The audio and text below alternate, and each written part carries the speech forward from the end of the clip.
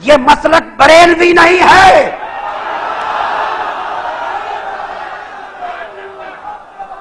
اس مسلک کا عنوان بریلویت نہیں ہے۔ سن لیں، جی کھول کے سن لیں، کان کھول کر سن لیں، ببا کے دول کہہ رہا ہوں، ہند بھی سرزمین پاکستان بھی سرزمین یورپ میں مسلک کا عنوان بریلویت نہیں۔ السلام علیکم ورحمۃ اللہ وبرکاتہ۔ اعوذ باللہ من الشیطان الرجیم، بسم اللہ الرحمن الرحیم۔ اليوم اکملت لکم دینکم واتممت علیکم نعمتی ورضیت لکم الاسلام دینا۔ جی ناظرین، آج ہم جس حوالہ سے گفتگو کرنے جا رہے ہیں، یہ ویڈیو تو ہے ڈاکٹر طاہر القادری حفظہ اللہ تعالیٰ کی۔ ناظرین، جیسا کہ آپ کو اس بات کا بھی علم ہے کہ ہمارے معاشرے کے اندر ایک ایسا طبقہ ہے، یعنی مکتوب فکر ہے، جن کو بریلویت کے نام سے یاد کیا جاتا ہے۔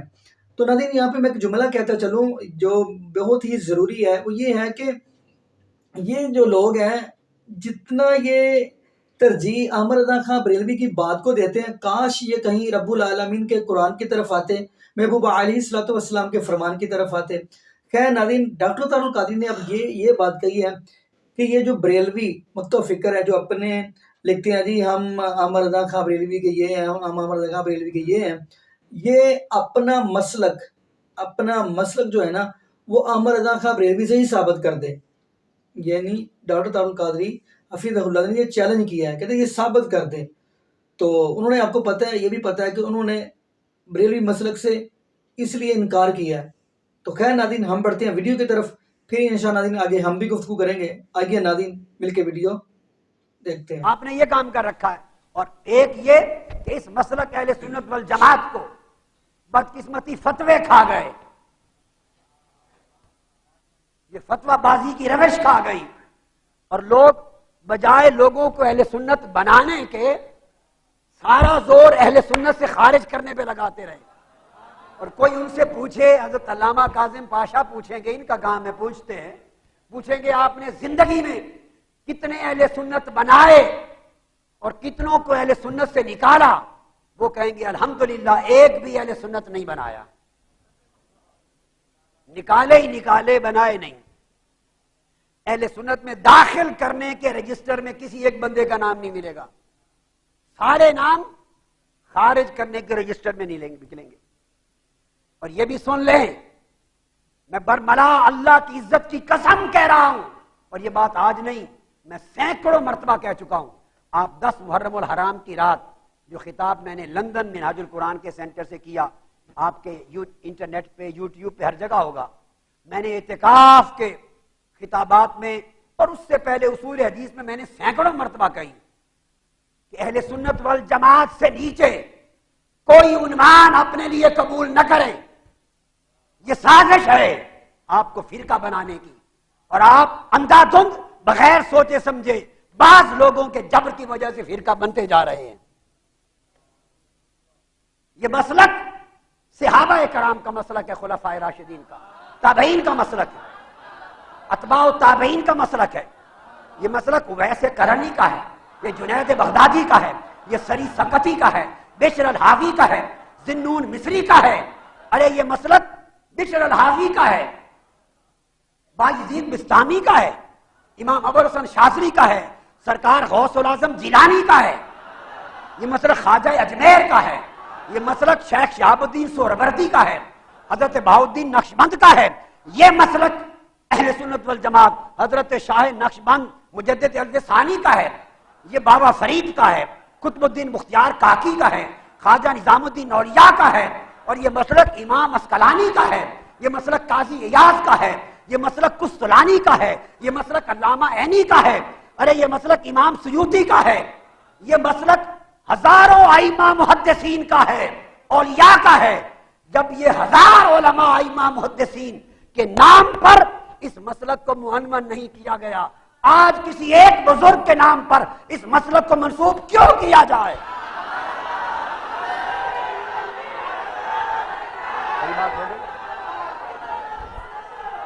اگر آپ نے، اب میں اہل سنت کو خطاب کر رہا ہوں، یہ مسلک بریلوی نہیں ہے،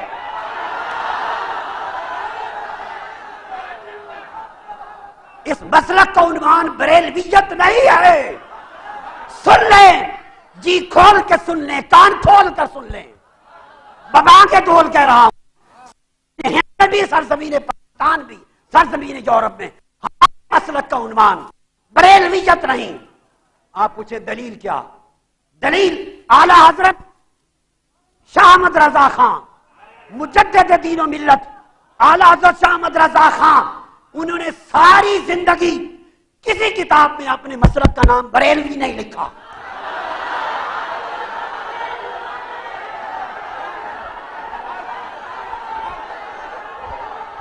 ہم اعلی حضرت نے خود اپنے مسلک کو بریلوی نہیں کہا. ہم ان کی بات مانتے ہیں، ان کے بعد کسی ٹھیکیدار کی بات نہیں مانتے. اس مسلک اہل سنت کا، اس مسلک کے اہل سنت کا کوئی شخص ٹھیکیدار نہیں ہے.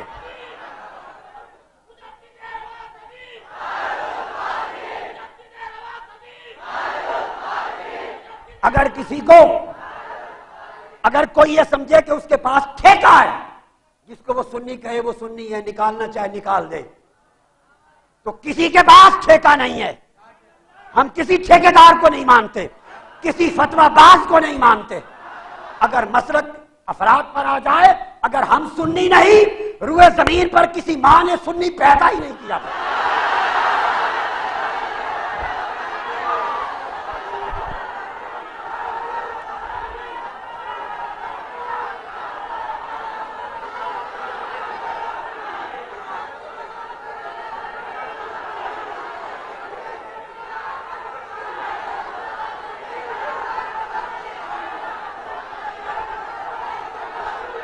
اگر ہم سنی نہیں، اگر ہم سنی نہیں، اگر ہم اہل سنت نہیں، تو پھر زمین پر کسی ماں نے کوئی بچہ سنی پیدا ہی نہیں کیا. ہم سے پوچھو سنیت کیا ہے؟ تم نے اپنی جہالت، اپنے تعصب، فتویٰ بازی، تنگ نظری، بے حکمتی سے اس مسلک کے اہل سنت کو اتنا سا تنگ فرقہ بنا دیا اور ان لوگوں کو پریشان کر دیا ہے. آج جو اہل سنت پر وبال اور تباہی ہے، اس کے ذمہ دار فتویٰ باز تنگ نظر لوگ ہیں. وہ لوگ جو بے بصیرت بھی ہیں، بے بصارت بھی ہیں.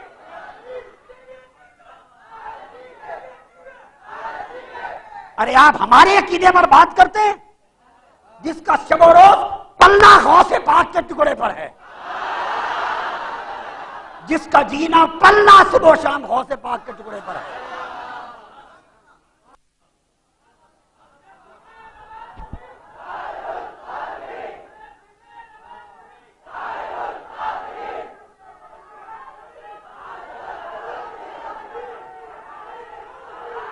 یہ سارا کچھ جو آپ صبح و شام سنتے ہیں، یہ سب کچھ جو صبح و شام سنتے ہیں، یہ کتابیں اوروں کے پاس نہیں تھیں. یہ سارا کیا ہے؟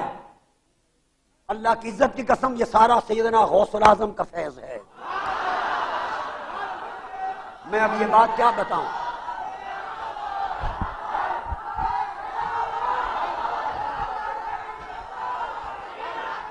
سنیں سنیں، لا الہ الا اللہ محمد رسول اللہ. جو شخص جھوٹ بولے اس پر آقا علیہ السلام کی شفاعت حرام، اس پر جنت حرام.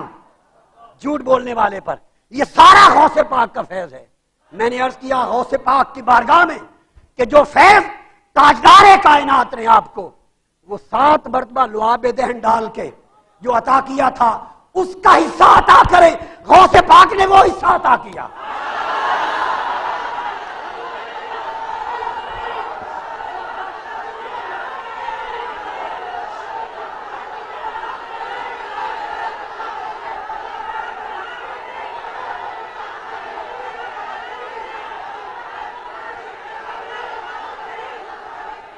ایک عجیب تماشا ہے، جہاں دنیا بھر میں جاتے آپ ایک تماشا سوائے فتوے کافر بنانے اور سنیت سے نکالنے کے آپ کو آتا ہی کچھ نہیں.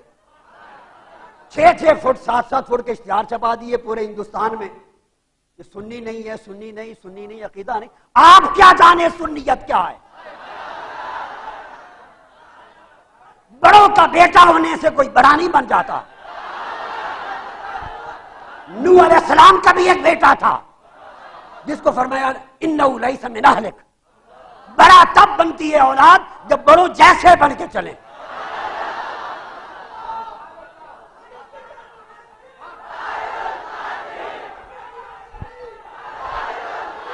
بڑے جو تھے گزر گئے.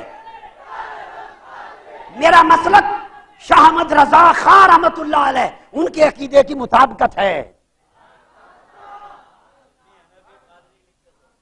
وہ بھی حنفی قادری لکھتے تھے، بریلوی نہیں لکھتے تھے، اور رضوی بھی نہیں لکھتے تھے. نہ رضوی لکھتے تھے نہ بریلوی. اعلیٰ حضرت شاہ احمد رضا خان کی عبارت میں ایک جگہ دکھا دیں انہوں نے اپنے مسلک کو، عقیدے کو بریلوی لکھا اور رضوی لکھا ہو. وہ حنفی تھے، قادری تھے. ہم بھی حنفی اور قادری ہیں.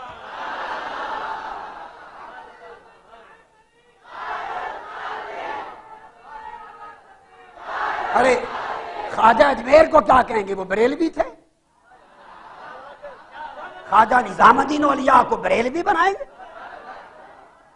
جو پہلے وہ گزرے وہ کیا تھے؟ ہم وہی ہیں جو پہلے تھے. اعلیٰ حضرت میں ہمارے شیخ میرے سر کا تاج، 3 الگ طرق سے ایک واسطے سے میں ان کا شاگرد ہوں. کیا باتیں کرتے ہیں یہ؟ میں شاگرد ہوں مولانا ضیاء الدین مدنی کا، وہ براہ راست شاگرد ہیں اعلیٰ حضرت کے. میں نے مدینہ میں 1963 میں مدینہ پاک میں مولانا ضیاء الدین مدنی سے تلمس کیا. میں شاگرد ہوں براہ راست حضرت سید احمد مولانا ابو البرکات قادری کا، مولانا سید دیدار علی کے صاحبزادے، وہ براہ راست شاگرد اعلیٰ حضرت کے. میں بتا رہا ہوں براہ راست اعلیٰ حضرت کے شاگرد. میں شاگرد ہوں مولانا سید عبد المعبود جیلانی کا، جن کی وفات 165 برس کی عمر میں ہو. وہ براہ راست اعلیٰ حضرت کے شاگرد. ان کے ساتھ پیدل حج بھی کیا. اور میں 3 طرق سے ایک واسطے کے ساتھ اعلیٰ حضرت کا شاگرد. اور پھر طریق منامی سے بطریق رؤیا عالم خواب میں اعلیٰ حضرت نے براہ راست مجھے اپنا فیض دیا، شاگرد بنایا.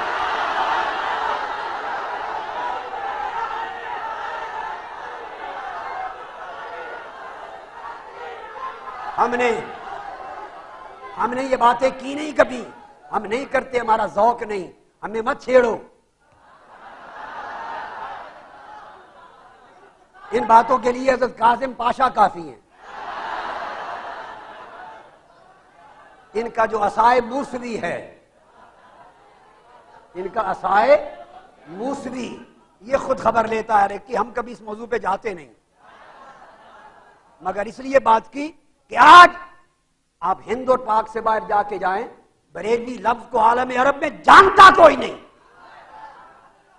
ان کو کیا بنائیں گے؟ سنی بنائیں گے، وہابی بنائیں گے؟ ملک شام سارا اہل سنت ہے. وہ تو بریلوی کے لفظ سے ہی واقف نہیں. وہ کیسے؟ وہ تو آپ کے فتووں سے واقف نہیں. ان کو آپ کے فتووں سے کیا غرض؟ ایسے بیکار فتوے لاکھوں اٹھا کے ہم کوڑے کرکٹ کی ٹوکری میں پھینک دیتے ہیں، جوتے کی نوک پہ اڑا دیتے ہیں.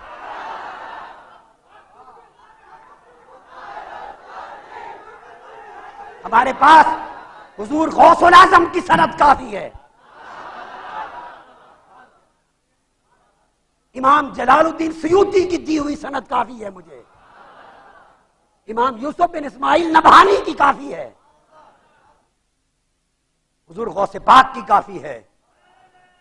میں عالم رویا میں، خواب میں، عالم رویا میں اللہ کی عزت کی قسم، تاجدار کائنات کے نالین پاک کی قسم، عالم رویا میں 9 سال تک امام اعظم ابو حنیفہ سے پڑھا ہوں. ان کا تلمذ لیا.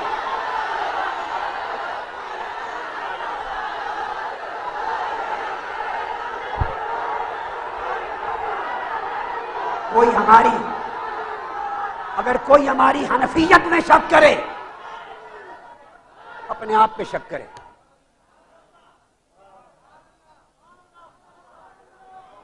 ہم قادری ہیں، حنفی ہیں، غوث پاک کا کلادہ اس گردن میں ہے۔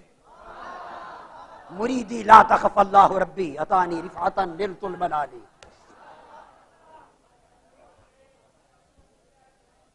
تو میں اس لیے یہ چند باتیں کر دی کہ آج یہ نوبت کیوں آئی کہ میں آپ کو اصول حدیث کے درس ہزارہ لوگوں کو اور حدیث کے درس ہزارہ لوگوں کو کلی کتب شاہ میں دے رہا ہوں، اور یہاں اصول حدیث، اس لیے کہ اتنا گرا دیا اس مسلک کے لوگوں کو اور اندھیری گلی میں جا ڈبویا مارا کہ پوری دنیا میں بدنام کر دیا، سوائے فتووں کے اور کچھ چھڑا ہی نہیں ہے۔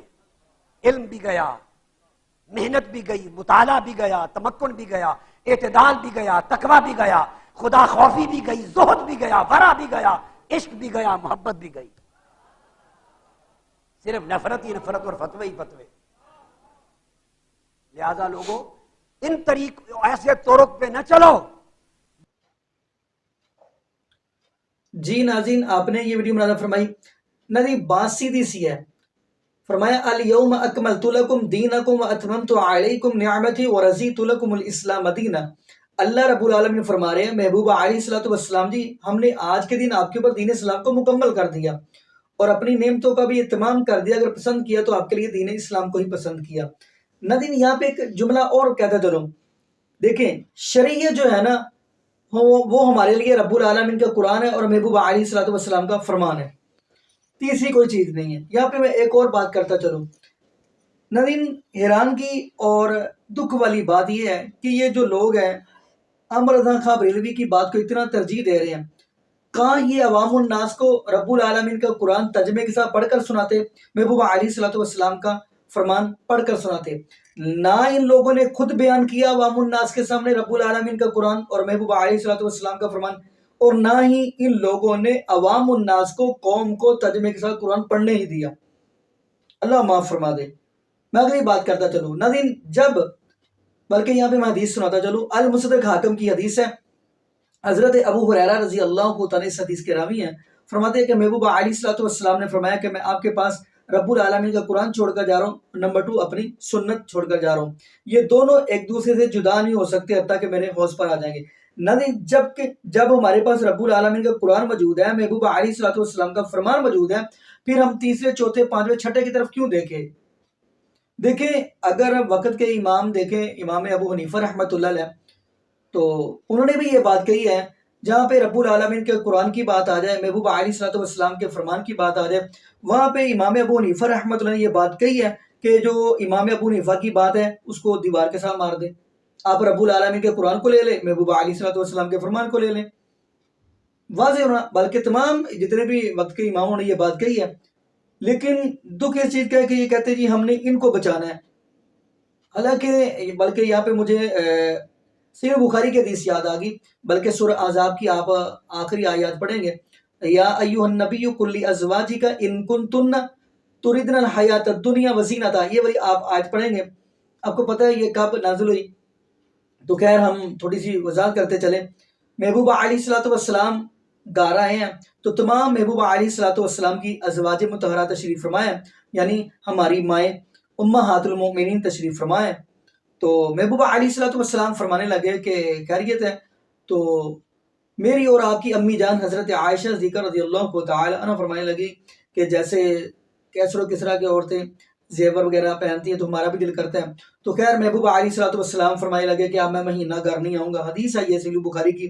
تو محبوب علیہ السلام جب واپس آئے ہیں تو حضرت عائشہ صدیقہ رضی اللہ تعالی عنہ سے بات ہوئی ہے، میری اور آپ کی امی جان حضرت عائشہ صدیقہ رضی اللہ تعالی عنہ سے بات ہو رہی ہے۔ تو ماں جی فرمانے لگی محبوب علیہ السلام سے کہ پہلے میری بات کا جواب دیں۔ فرمایا جی پوچھے۔ تو حضرت عائشہ صدیقہ رضی اللہ تعالی عنہ فرمانے لگی محبوب علیہ السلام سے کہ ابھی تو دن ہی 29 گزرے ہیں تو آپ پہلے ہی آ گئے ہیں۔ فرمایا کبھی کبھار مہینہ 29 کا بھی ہو جاتا ہے۔ تو خیر ناظرین اگلی بات جو کہی، محبوب علیہ السلام فرمانے لگے اپنی بیوی حضرت عائشہ صدیقہ رضی اللہ تعالی عنہ سے اور میری اور آپ کی امی جان سے فرمانے لگے کہ آپ اپنے گھر جا کے اپنے باپ ابو بکر صدیق رضی اللہ تعالی عنہ سے مشورہ کرائیں۔ تو حضرت عائشہ صدیقہ رضی اللہ تعالی عنہ فرمانے لگی اللہ کے محبوب علیہ السلام جی، میں رب العالمین کا قرآن چھوڑ کر، محبوب علیہ الصلوۃ والسلام کا فرمان چھوڑ کر اگر میں اپنے ابو کے دروازے پر جاتی ہوں، کیا میرا ایمان رہ جائے گا؟ اب ناظرین سوچنا آپ نے ہے، جب ہمارے پاس رب العالمین کا قرآن آ گیا، محبوب علیہ الصلوۃ والسلام کا فرمان آ گیا، پھر ہم کسی تیسرے چوتھے کی طرف دیکھیں، آپ فیصلہ خود ہی کرنا ہے کہ ہمارا ایمان رہ جائے گا۔ باقی ناظرین یہاں پہ ہم دعا کرتے ہیں اللہ پاک ہمیں نبی پاک صلی اللہ علیہ وآلہ وسلم کی شریعت کے مطابق زندگی گزارنے کی سیکھ دے، اور اللہ پاک ہمیں 5 وقت کا پکا سچا نمازی بنائے، اور جتنے بھی بے اولاد جوڑے ہیں اللہ پاک سب کو نیک نورینہ، صحت تندرستی والی، ایمان والی، لمبی زندگی والی اولاد عطا فرما دے۔ جزاکم اللہ خیرہ، احسن الجزاء۔ السلام علیکم ورحمۃ اللہ وبرکاتہ۔